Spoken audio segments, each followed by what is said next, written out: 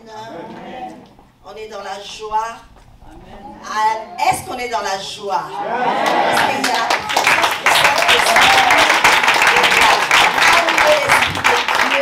là où on peut être que dans la joie. Alléluia. Alléluia. L'Esprit des dieux est parmi nous. Il est parmi nous. Il est parmi nous. Il est parmi nous. Le Saint-Esprit est parmi nous. Il est parmi nous. Il est parmi nous. Il est parmi nous. L'onction de Dieu est parmi nous. Il est parmi nous. Il est parmi nous. Il est parmi nous. La gloire de Dieu est parmi nous. Elle est parmi nous. Elle est parmi nous. Elle est parmi nous. Oh, l'Esprit de Dieu est parmi nous. Il est parmi nous. Il est parmi nous. Il est parmi nous. Il est ici, Yahweh. Il est ici, Yahweh. Il est ici. Il est ici, Yahweh. Il est ici. Il est ici, Yahweh. Il est ici. Alléluia. Dans son palais, tout s'écrit. Dans son palais, tout s'écrit. Dans son palais, tout s'écrit. Gloire, gloire, gloire. Je vous bénis dans le beau et précieux nom de notre Seigneur Jésus-Christ. On va juste prier avant de commencer. Je remercie les pasteurs pour le privilège. Les frères, l'évangéliste Jubilé a prophétisé, mais je ne suis pas pasteur. Je vous rassure que je ne suis pas pasteur. Je suis juste maman bienvenue et j'ai le privilège d'apporter la parole de Dieu ce soir. Alléluia. Nous croyons que la présence de Dieu est là et que nous serons bénis par la grâce de Dieu. Nous allons fermer nos yeux et prier. Merci au pasteur pour les privilèges. Seigneur, nous te bénissons, nous élevons nos voix, Père très saint, pour te dire merci. Merci, Papa, pour nous avoir attirés à toi. Seigneur, ce n'est pas nous qui t'avons choisi, mais tu nous as choisis. Tu nous as choisis, Seigneur, c'est pour ça que tu nous as appelés. Seigneur, merci pour ta présence. Seigneur, je viens devant ton peuple pour parler de ta part, Seigneur. Je ne suis rien, je ne suis qu'un vase vide. Je te prie, Père très saint, de me remplir, afin que, Seigneur, ton peuple, nous puissions être édifiés et que la parole qui sortira de ma bouche, Père très saint, apporte le fruit et abonde dans les cœurs de tes enfants, et le fruit qui va répandre, Seigneur, dans les cœurs et dans les vies de tes enfants. Je te prie dans le beau et précieux nom de ton Fils Jésus-Christ et je dis Amen, Amen, Amen. Nous pouvons nous asseoir. Aujourd'hui, le Seigneur m'a mis à cœur de parler de bâtir sa maison. Alléluia. Amen. Bâtir sa maison sur les rocs.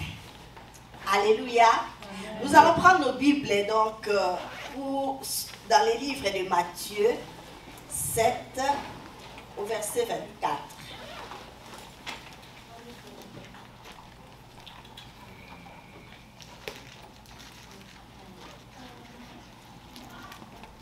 Matthieu 7, verset 24. Amen. Nous allons commencer au verset 24.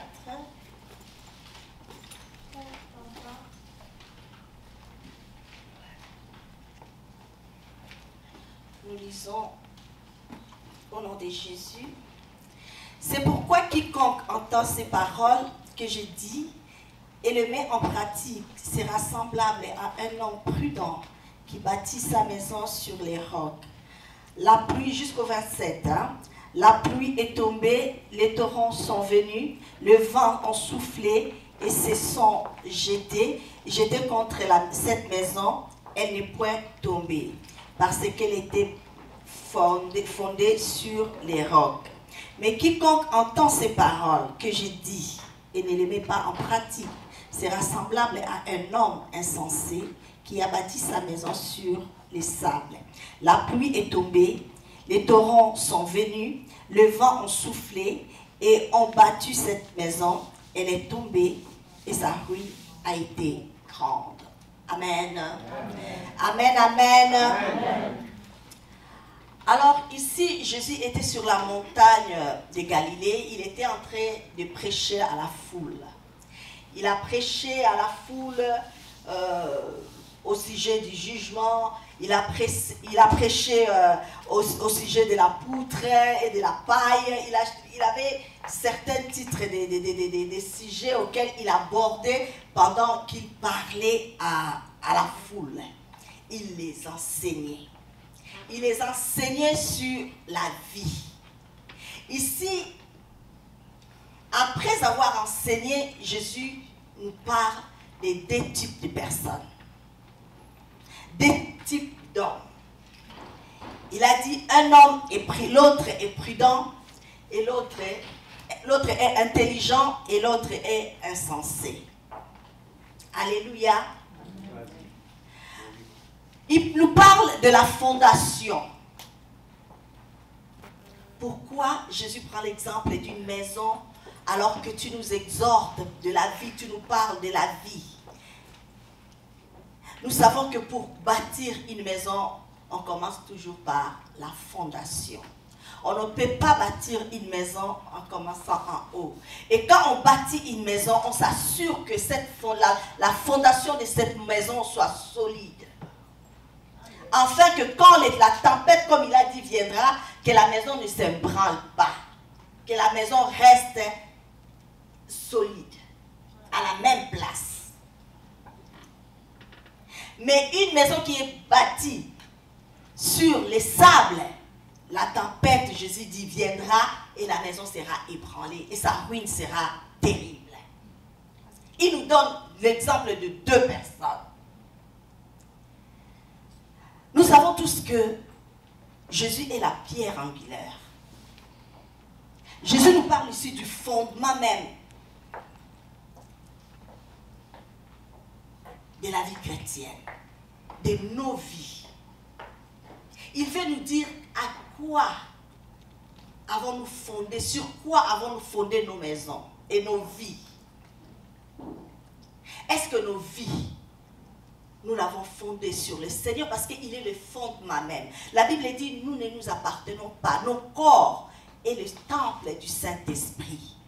Et qu'est-ce que nous faisons de ces temples? Qu'est-ce que nous avons fait de ces temples? Une personne est insensée. Une personne qui écoute la parole. Car Jésus-Christ est la parole et la vérité. Il est ces rocs. Psaume 118, je crois, nous dit, il est ces rochers. Il est cette pierre qu'on avait rejetée, qui est devenue la principale des langues. Donc Jésus nous donne des fondements solides, afin que notre vie soit bien, afin que nous puissions marcher dans la sanctification, afin que nous puissions faire non pas notre volonté, mais sa volonté, afin que nous puissions résister dans tout ce que nous pouvons rencontrer sur cette terre. Pourquoi? Parce que nous sommes bâtis sur lui qui est le fondement.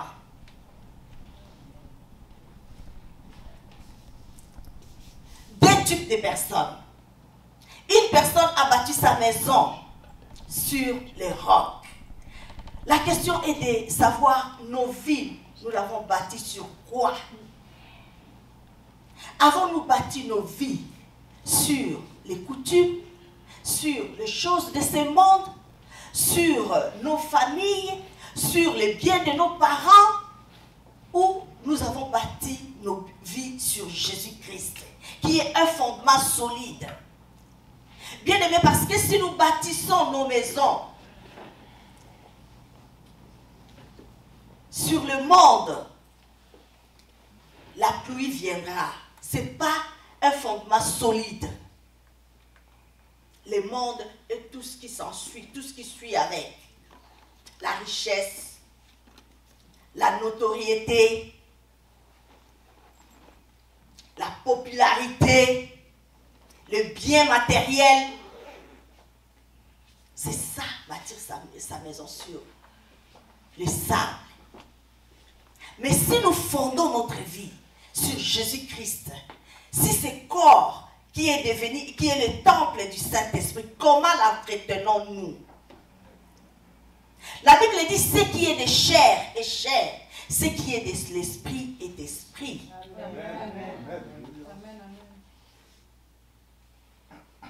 Ce n'est pas moi qui vis, mais c'est Christ qui vit en moi. Il nous a rachetés. Le fondement de notre vie, c'est la crucifixion de Christ Jésus. Il est venu sur cette terre. Il a pris notre place. Il nous enseigne pour nous dire que si vous vous appuyez sur moi, quelle que soit la situation que vous allez retrouver sur cette monde, sur cette terre, vous ne serez pas ébranlés. Vous serez affermis. Amen. Il y en a jusqu'aujourd'hui qui se disent chrétiens, mais qui sont toujours dans les coutumes. À nous, dans notre famille, moi je suis chef, mon grand-père était chef coutumier, mon père était, moi aussi, il y a des choses, il y a des sacrifices qu'on doit faire pour que moi aussi, je prenne la place de mon père, que je devienne chef coutumier. Qui sont jusqu'à présent, c'est qui se disent jusqu'à présent chrétiens, mais qui ont fondé leur vie sur les coutumes. Sur les coutumes, sur les choses de ce monde. Nous sommes des nouvelles créatures. Christ nous a rachetés. Nous ne nous appartenons plus. Nous appartenons à Christ. Donc tout ce que nous devons faire, nous devons le faire pour Dieu. Avant de faire quelque chose, nous devons nous poser la question, est-ce que cela plaît à Dieu? Yes. Est-ce que cela plaît à Dieu? Ce n'est pas en vain qu'il nous a rachetés. La Bible dit, l'autre fois, nous étions pécheurs. Mais maintenant, nous sommes sauvés par Christ. Il a pris notre place. Il s'est sacrifié, il s'est donné en sacrifice pour que nous puissions avoir la vie et la vie en abondance. La vie éternelle. Qu'est-ce que nous faisons? Comment nous comportons-nous? Sur quoi avons-nous bâti notre maison? Sur quel fondement, quelle base? La Bible nous dit, toute écriture est inspirée de Dieu. Dans 2 Timothée 3,16. La parole de Dieu est la vérité et la volonté de Dieu. Il a dit, je vous dis ces paroles. Ceux qui mettront cette parole en pratique sera comme une maison bâtie sur les rocs. Donc le fondement, ce n'est que la parole. Nous avons la promesse de Dieu. Toutes les promesses de Dieu sont dans la Bible. Pour que nous puissions vivre une vie en abondance. Une vie abondante. Pour que nous puissions marcher selon Christ. Et ce n'est pas selon la convoitise de ce monde, pas selon notre chair. Nous devons fonder notre vie sur la parole. Toute écriture est inspirée de Dieu pour nous instruire. Amen. Pour nous éduquer. Pour nous enseigner. Comme Christ enseignait, il a encore envoyé sa parole. Et sa parole est toujours vivante. Elle continue à nous enseigner cette parole. Amen. Afin que nous puissions être bâtis sur les rocs. Pas sur les sables. Les situations de la vie. Bien aimés, il y a tellement de situations qui se présentent dans la vie. Aujourd'hui encore, nous avons plus que jamais besoin de Christ. Parce que nous savons que les temps qui s'en viennent ne sont pas bons du tout. Ils ne sont pas bons. Nous allons connaître des situations plus que la COVID-19 que nous avons connue. Mais pour que nous puissions surmonter tous ces genres de situations, il faut que nous soyons ébranlés. Il faut que nous soyons affermis. Amen. Enracinés en Christ. Il faut que nous soyons enracinés en Christ. Afin que les situations vont venir. Mais nous ne serons pas ébranlés. Les attaques viendront. Plus que la COVID-19. Mais nous ne serons pas ébranlés. Amen. Parce que Christ est notre vie. Parce que nous avons fondé notre foi, notre vie en Jésus-Christ. Ne savez-vous pas, comme dit 1 Corinthiens 6, 19, que nous sommes les temples du Saint-Esprit. Étant temple du Saint-Esprit, nous devons bien prendre soin de ces temples. Car le Seigneur nous a donné des matériaux très solides pour bâtir ces temples. Il y a des promesses qui est dans ces livres. Il y a sa parole qui est vivante, qui résout chaque problème. Ce sont des pierres que nous posons. La situation peut venir aujourd'hui, peut survenir aujourd'hui. Je mets la parole de Dieu à la place. C'est là ça mon fondement.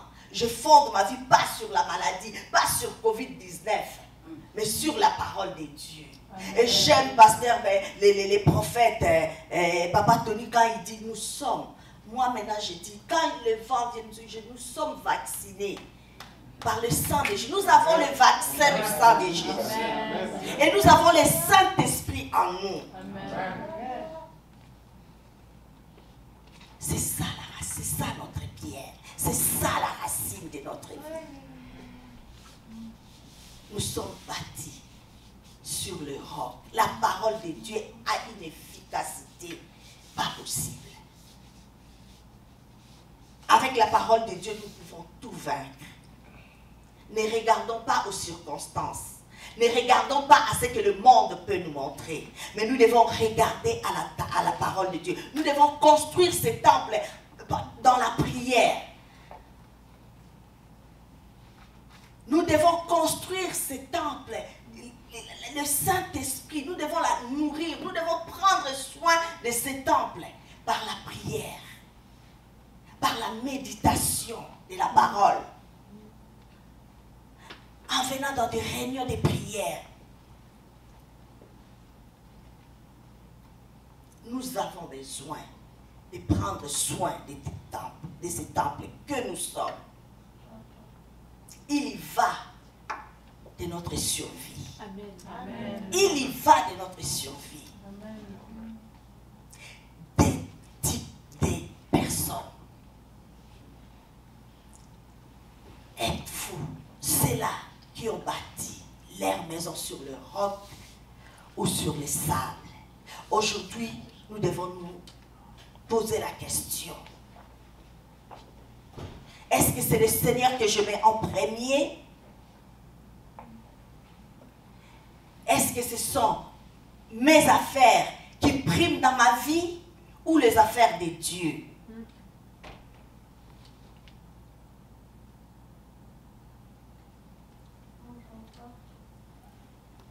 Est-ce que je crois à ce qu'on me dit dans les informations ou je crois à ce que Dieu dit?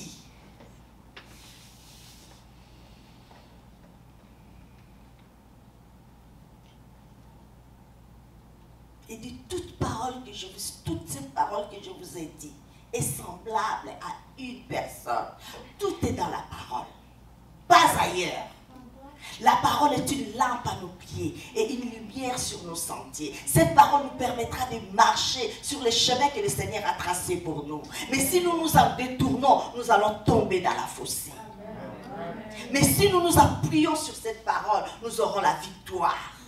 Et Jésus dit, si vous mettez en pratique les paroles que je vous dis, vous serez semblables. Les tempêtes viendront. Le vent va souffler. Les tempêtes vont venir. mais vous serez ébranlés. Amen. Parce que les situations ne nous font pas plus peur. Parce que quand ils vont venir comme ça, ils trouveront les rocs, ils viennent, ils trouvent une personne enracinée. Ce n'est pas, ils viennent, ils trouvent, cette situation vraiment, tout ça te démolit encore, ça te met par terre. Mais quand ils trouvent, on t'appelle, une personne a fait, ta fille là-bas, accident, tu te mets à genoux, d'abord tu pries, calme, tu l'abandonnes entre les mains de Dieu. Tu n'es pas ébranlé, oui, c'est arrivé, mais Seigneur, prends-en soin, occupe-toi-en.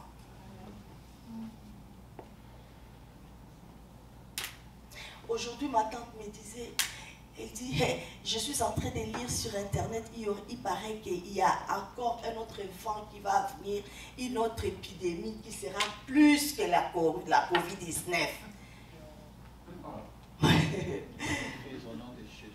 On a dit, on refuse cela au nom puissant de Jésus-Christ. Ces choses-là ne vont pas nous faire peur. Ils vont retourner là d'où ils viennent. Nous avons le vaccin du sang de Jésus. Nous sommes vaccinés par le sang de Jésus. Nous sommes vaccinés par le sang de Jésus. ADV, le corona n'est pas pour nous. Nous avons la puissance du Saint-Esprit, l'onction du Saint-Esprit en nous. Nous avons les vaccins du sang de Jésus. Nous n'avons pas besoin de ça. Nous n'avons pas besoin de ça.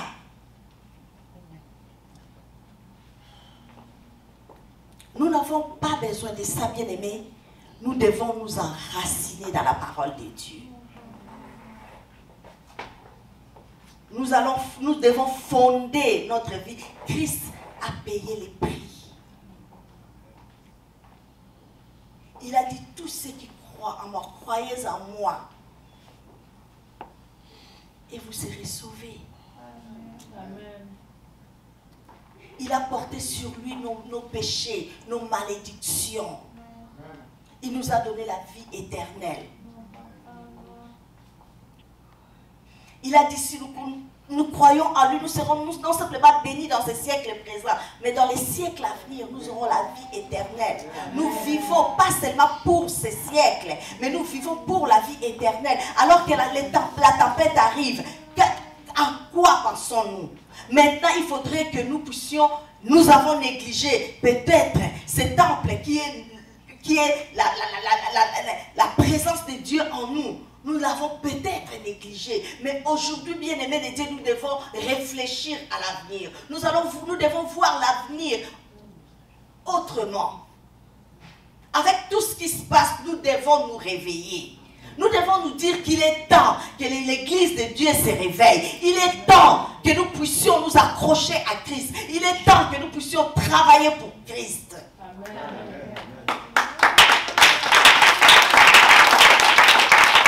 Si je partais aujourd'hui, quelle sera ma vie? Où est-ce que je serai? Est-ce que je vivrai dans l'éternité avec le Seigneur? Ou bien j'irai en enfer? Parce qu'il vient comme ça. La mort, c'est le secret de Dieu. Nous sommes enfants de Dieu. Nous sommes appelés un jour à mourir. Mais nous devons être prêts parce que le Seigneur a dit, nous ne savons pas les jours et l'heure. Mais, en tant qu'enfants de Dieu, nous devons nous préparer tous les jours. Amen. Nous devons fonder notre vie sur le Seigneur. D'aucuns me dira, moi, je ne vais plus dans des boîtes. Mais, il y a des petites choses, des petits péchés là que nous croyons pas inutiles. Ce sont ces péchés-là qui peuvent nous amener en enfer.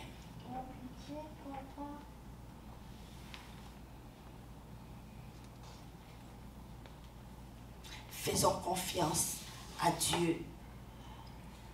Le Seigneur dit, l'Éternel dit dans les livres des Agés, et c'est le temps. Nous allons prendre les livres des Agés 1, 3.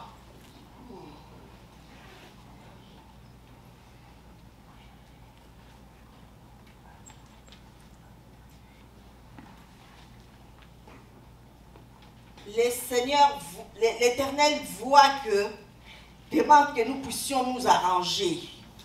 L'Éternel nous demande de nous arranger car nous avons négligé sa demeure.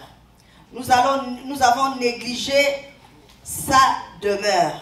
Nous devons maintenant nous mettre en règle avec le Seigneur. Nous avons négligé sa maison, nous avons marché selon nos convoitises, selon les convoitises du monde, mais le Seigneur a été attristé de ses comportements. Maintenant, il dit à Agés 1:3, il dit,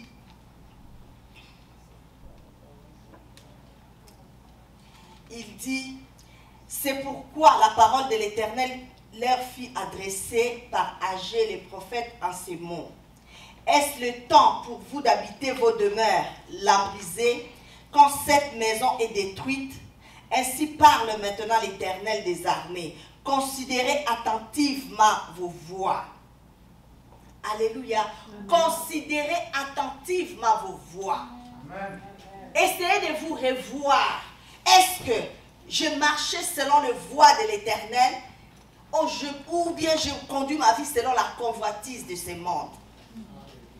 Est-ce que je fais la volonté du Père ou je fais ma volonté?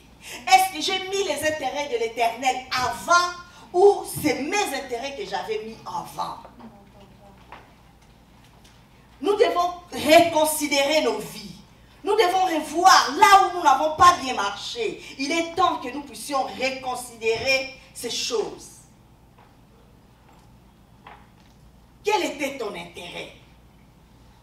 D'abord les affaires de Dieu ou tes affaires? Il dit,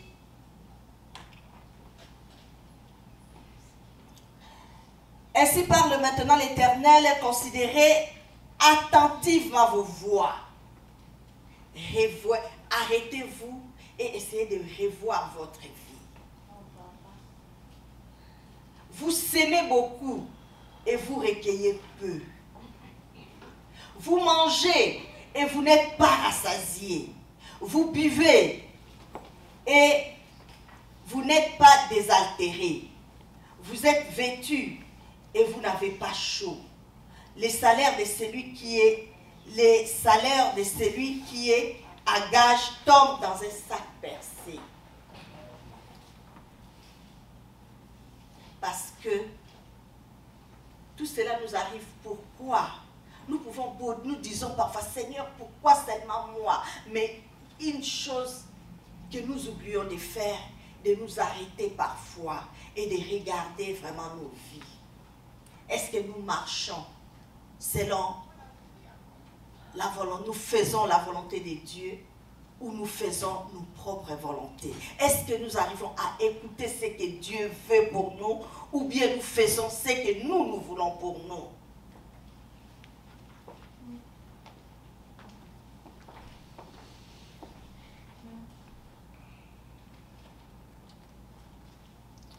C'est le moment, bien-aimé de Dieu, de revoir, de nous arrêter. Alors que la tempête souffle, le vent souffle, la tempête est en train de courir là. Arrêtons-nous et considérons nos voies. Révisons nos vies. Il est temps, bien-aimés. Nous venons à la prière. Nous allons prier.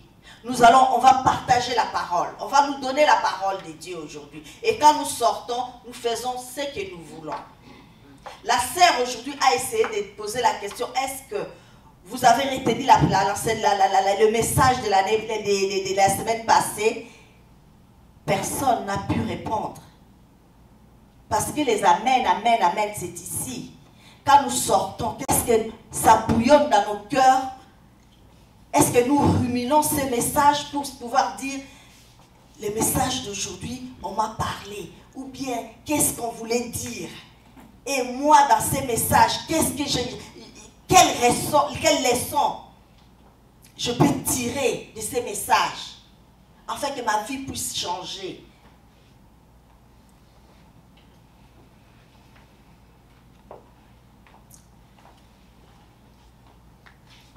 Il est temps que l'Église se réveille.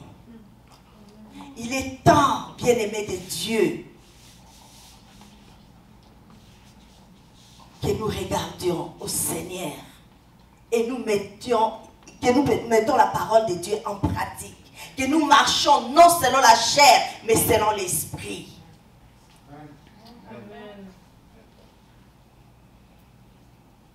Il est temps, bien-aimés de Dieu, que nous puissions nous approcher de Dieu. Il est temps à DV Montréal que nous puissions amener les âmes à Jésus-Christ. Dieu a dit, il nous donne, nous recevons gratuitement, nous devons donner aussi gratuitement. Nous recevons, nous sommes délivrés, nous sommes sauvés. Il est temps maintenant que nous puissions sortir aussi pour aller prendre ceux qui ne connaissent pas le Seigneur, ceux qui ne sont pas sauvés, les amener dans la maison de Dieu, les amener à Dieu.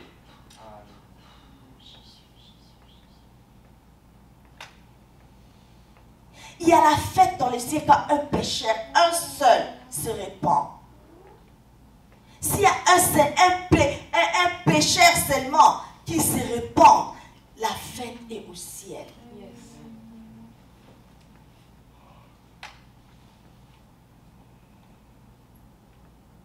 Ce n'est pas pour rien que nous sommes sauvés. Nous devons nous réveiller, peuple de Dieu. Nous devons nous réveiller, enfants de Dieu, afin de revoir notre vie. Aujourd'hui, là, le Seigneur nous a parlé. Il nous a parlé, il nous a donné des enseignements. Nous avons entendu enseignement sur enseignement, instruction sur instruction.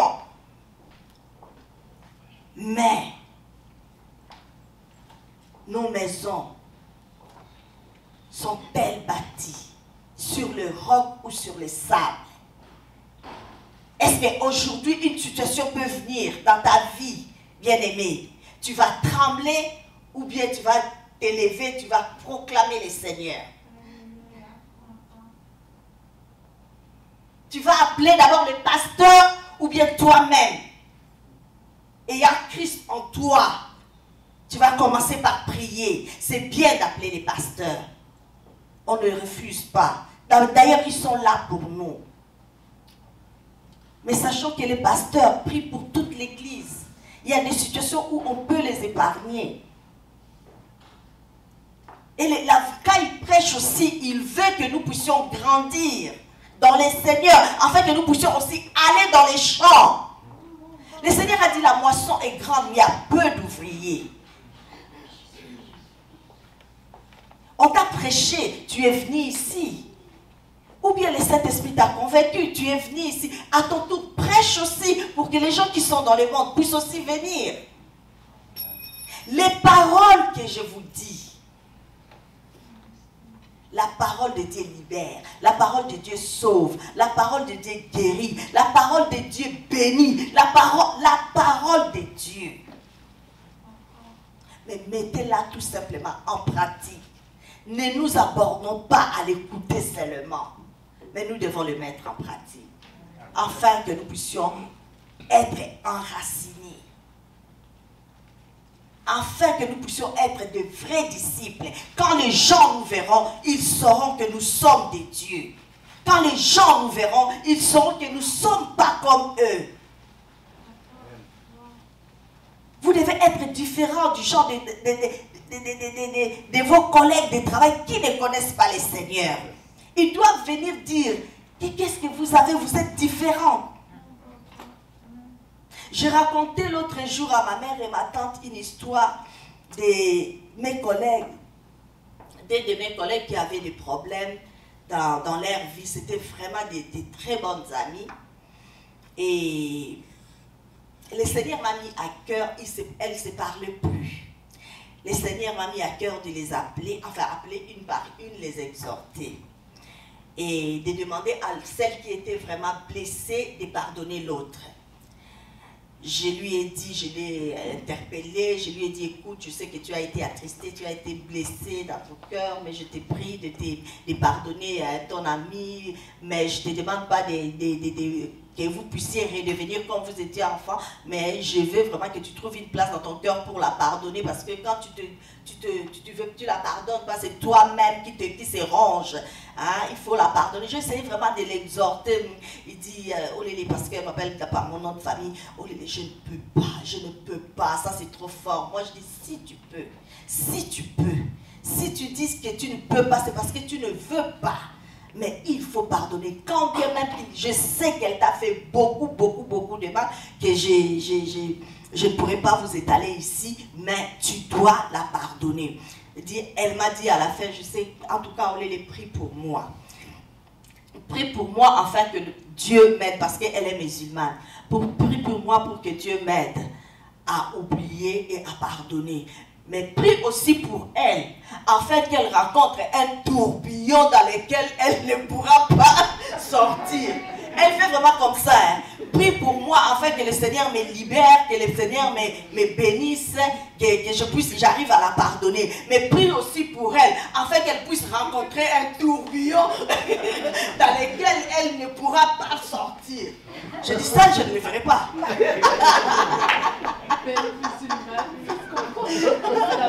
Je prie pour elle pour la bénir et je prie pour maudire l'autre. Je dis ça, je ne le ferai pas.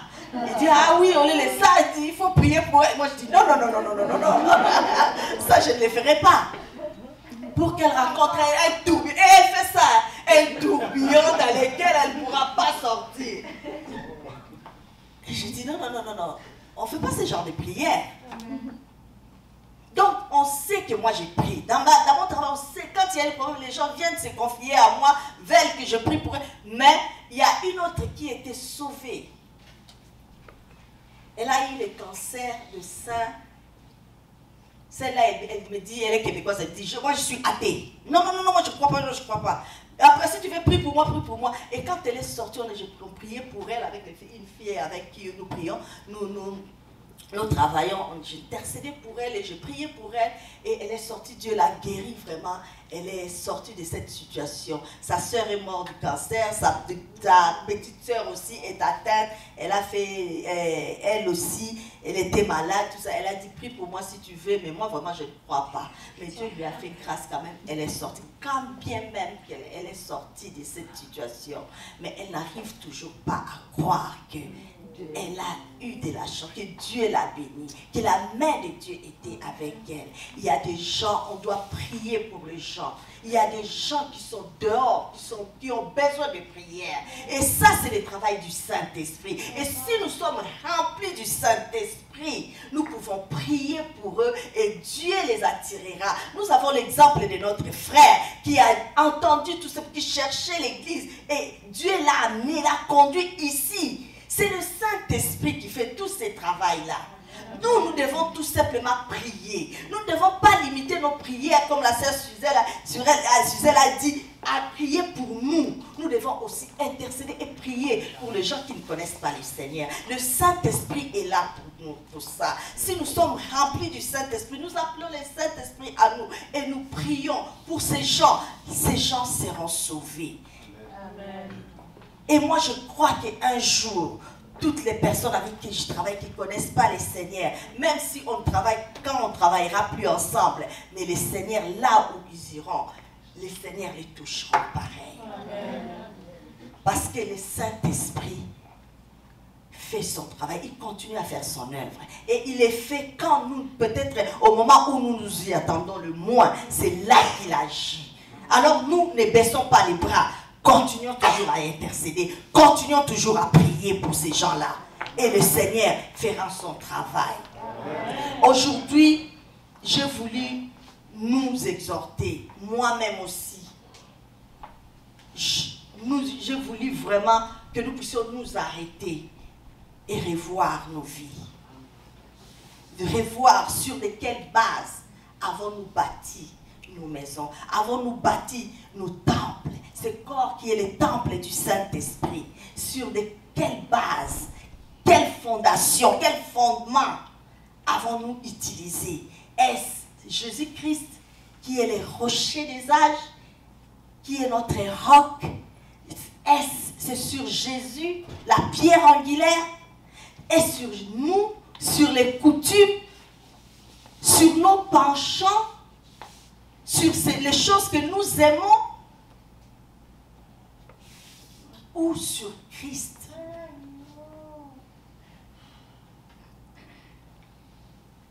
Parce que Christ est notre vie.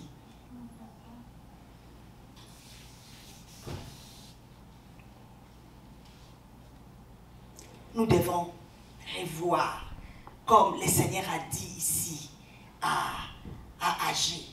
Nous devons reconsidérer nos voies. Reconsidérons nos voies. Autrefois, nous étions pécheurs. Jésus est venu. Il s'est donné. Il nous a rachetés. Il a pris notre place. Et maintenant, il nous appelle, les bras ouverts. Il veut que nous puissions nous appuyer sur lui. Il veut que nous puissions nous attacher à lui. Il veut que nous puissions marcher avec lui. Il est le chemin, la vérité et la vie. Il nous donne sa parole, qui est une lampe, qui va nous éclairer sur les chemins, dans les chemins sur lesquels nous allons marcher.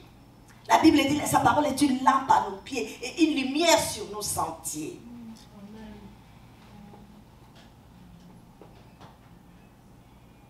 Dans chaque situation, bien-aimé, mettez la parole de Dieu. Et la parole nous sortira du ruse des diables. Amen. Alléluia. Amen. Alléluia. Amen. Est-ce que nous allons reconsidérer nos voies?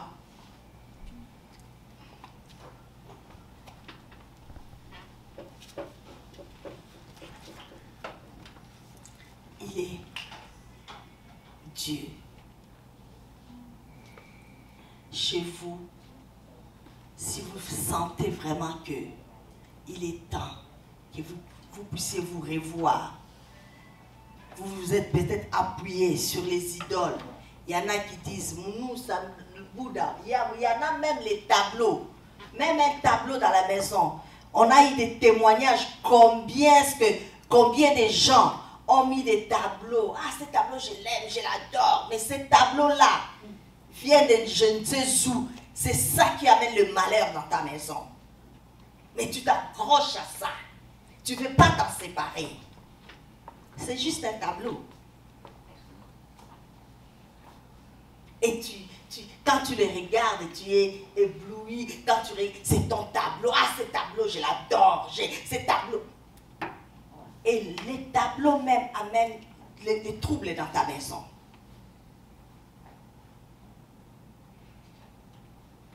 Considérons nos voies. Mettons Christ en premier. Mettons les affaires de Dieu en premier. Mettons Dieu en première position. Et non nos besoins. Et non nos autos. Et non nos enfants. Et non nos maris. Non. Il y en a qui sont amoureux des voitures. Ça change. Et quand ça change, ça a du plaisir. Et quand on demande l'argent pour l'église, il n'y en a pas. Mais l'argent, considérons nos voies, nos intérêts.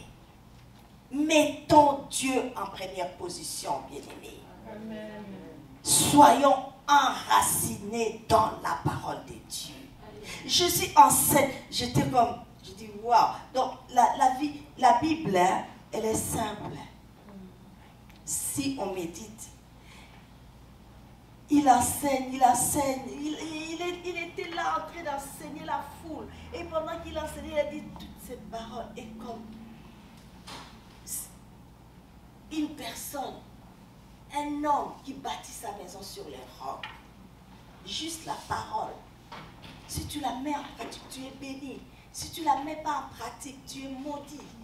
Il est comparé à un homme insensé, un homme stupide. et un homme intelligent.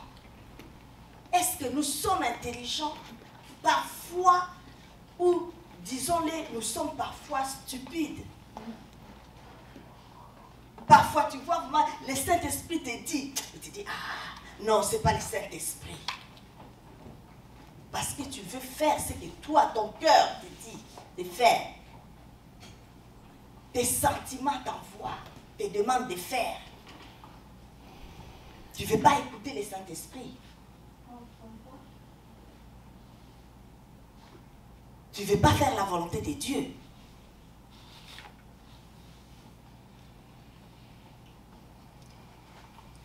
Reconsidérons nos voies. Parce que sinon, nous allons travailler, mais nous n'allons pas retenir l'argent. Il a dit ici dans les livres de Agé, sinon, tout ce que nous allons travailler. Il a dit, vous semez beaucoup et vous recueillez peu. Vous mangez et vous n'êtes pas rassasiés. Vous buvez et vous n'êtes pas désaltérés. Vous êtes vêtus et vous n'avez pas chaud. Les salaires de celui qui est à gage tombe dans un sac percé. Tout ça parce que quand nous faisons la volonté, nous ne faisons pas la volonté de Dieu. Voilà tout ce qui nous arrive. Ainsi parle l'Éternel des armées. Considérez attentivement vos voies. Aujourd'hui, c'est comme un appel à la repentance. Considérons nos voies. Voyons comment est-ce que nous avons marché hier et comment est-ce que nous marcherons demain.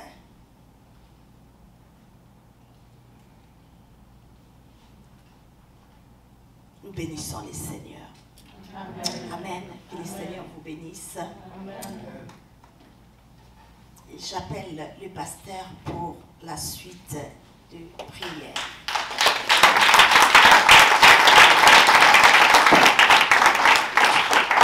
Encore plus fort, maman,